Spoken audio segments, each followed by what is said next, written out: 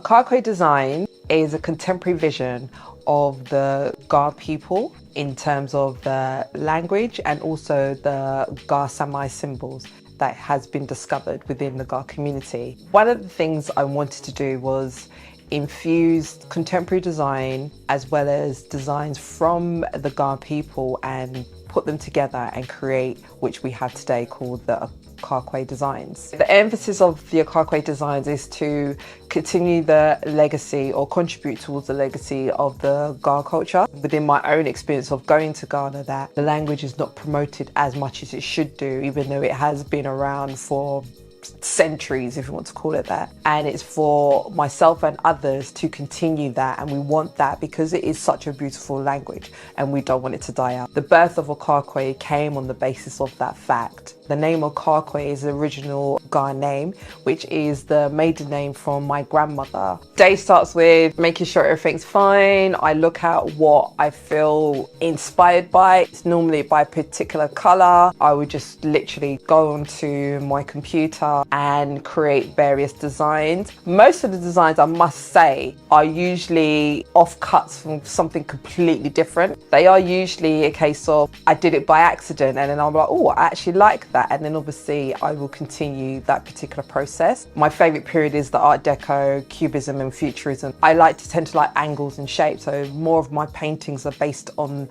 that type of feel. Once the design has been finalised, it's sent to the printers, it's in your home or establishment, restaurant, anywhere really. I'm just so grateful that people are enjoying what I've actually created. I've got one picture up here. I don't normally have a lot of images around me in regards to the designs I do because I try not to get influenced by what I've previously done. I always try to keep it forward, similar to like Edward Enninful. It's a case of once you've done it, you're looking forward to what's in the future. And so I try to keep that particular focus. But this particular one was my first exhibited piece that I did within the UK for the Queen Elizabeth II's Jubilee before she actually passed away. This was actually my old college book. So look, 97.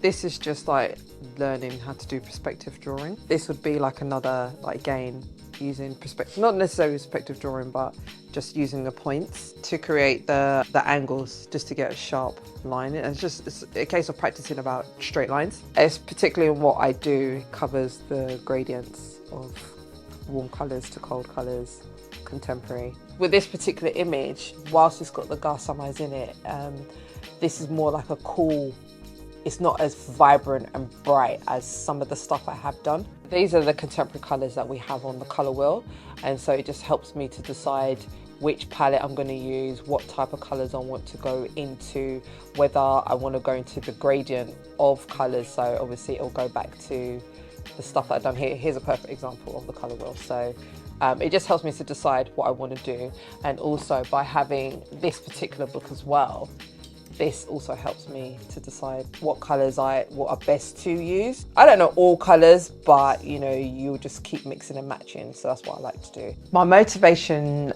for the OKAIKOI designs is just based on the fact that I wanted to contribute towards continuing our legacy for future generations. Although I am from diaspora and I do live in the UK, I do have the connection to Ghana, Accra, Jamestown, Latabi Okoshi. Sorry, it's a bit gang-like, innit? For an example, although you guys may not see, but behind the camera I do have my nephew here with me, who's able to hear and experience what I actually do. And it's for his purpose and obviously future generations to understand that we are, as a people, we've been great and we want to continue that greatness. I believe that's what motivates me to continue what I'm doing, because I don't want it to die out. Challenges I believe I've faced through my journey of OKAIKOI is self-confidence. A lot of the stuff I do create is, oh my God, will anyone like it? Does it look good? I don't know. And so I could be in my studio just hubbing down and not share as much as I should. I do believe that's one of my problems I do have, or a challenge. My 2 wins, I will say, or 3 wins, I will say. 1,